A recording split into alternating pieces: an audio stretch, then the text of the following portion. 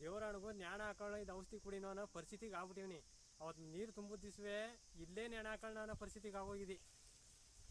ಇದು ಕೆರೆ ನೋಡಿದ್ರೆ ಭಯ ಆಯ್ತಾ ಕುಂತದೆ. ಇವತ್ತು ಜನಕ್ಕೆ ಬಡ್ಡಿ ಕಟ್ನೋ ಇಲ್ಲ ಸಂಘದವ್ರಿಗೆ ಕಟ್ನೋ ಮನೆ ಮಠ ಮಾರ್ಬಿಟ್ಟು ಏನು ಮಾಡಿ ಏನಂಗೆ ಆಗೋದು. ಇಲ್ಲ ಮನೆ ಮಾರ್ತೀನಿ ಅಂದ್ರೂ ನಾನು ಏನು ಸಾಲದವ್ರು ಕಟ್ಟಕ್ಕೆ ಹಾಕಿಲ್ಲ. ಮನೆ ಮಾರ್ತೀನಿ ಅಂತ ಅಂದ್ರೂ ಜಂತ ಸಾಲ ಮಾಡಿರೋದು ನೋಡಿದ್ರೆ ಮನೆ ಕೆಲ್ ಬಂದರು ಅಂತ ಅಂದ್ಬಿಟ್ಟು ನನ್ನ ಹೆಂಡತಿ ಮಕ್ಕಳು ಎಲ್ಲರನ್ನೂ ಕರ್ಕೊಂಡು ಒಮ್ಮೆಗೆ ಸತ್ಬಿಡ್ನ ಅನ್ನಂಗೆ ಆಗ್ಬಿಡ್ದೆ ನನ್ನ ಪರಿಸ್ಥಿತಿ.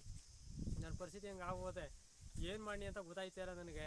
ಇಲ್ಲ ಇದಕ್ಕೆ ಪರಿಹಾರ ಏನಾದ್ರು ಮಾಡಿಕೊಟ್ಟರಿಯೋ ಇಲ್ಲ ಕೋಡಿ ಏನಾದ್ರು ಕಿಳಿಸ್ಕೊಡ್ತೀನಿ ಅಂದ್ರೆ ಕಿಳಿಸ್ಕೊಡಿ ಬೇಕಾರೆ ಅದನ್ನಾರು ಮಾಡಿ ಅಂತ ನಾನು 2 ವರ್ಷದಿಂದ ಕೇಳ್ತಾವ್ನಿ. ಪಿ ಡಿ ಅವ್ರ ಹತ್ರ ಹೋಗ್ಬಿಟ್ಟು ಅರ್ಜಿನೂ ಸುಧಾ ಕೊಟ್ಟಿವ್ನಿ. 2 ವರ್ಷದಲ್ಲಿ ಅರ್ಜಿ ಕೊಟ್ಟಿವ್ನಿ ಕಿಳಿಸ್ಕೊಡಿ ಕೋಡಿ ಅಂತ. ಹಂಗೂ ಸುಧಾ ವ್ಯವಸ್ಥೆ ಮಾಡೋಕ್ಕಾಯ್ತಲ್ಲ. ಪಿ ಡಿ ಹತ್ರ ಓದಿ ನೆನ್ನೆ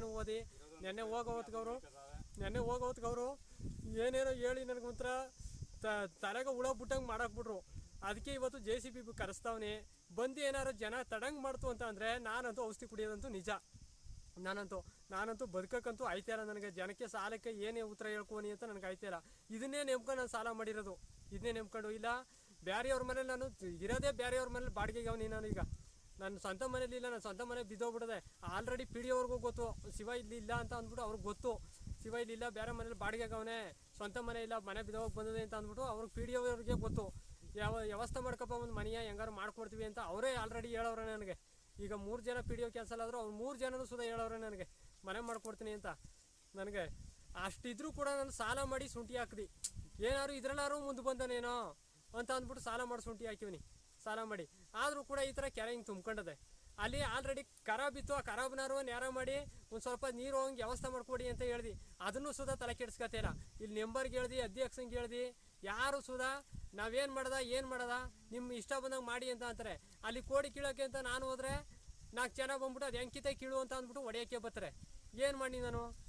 ಅದಕ್ಕೆ ಇನ್ನೇನು ನಿರ್ಧಾರ ಇಲ್ಲ ನಂದು. ಈಗ JCB ಕರೆಸ್ತಾವನೆ.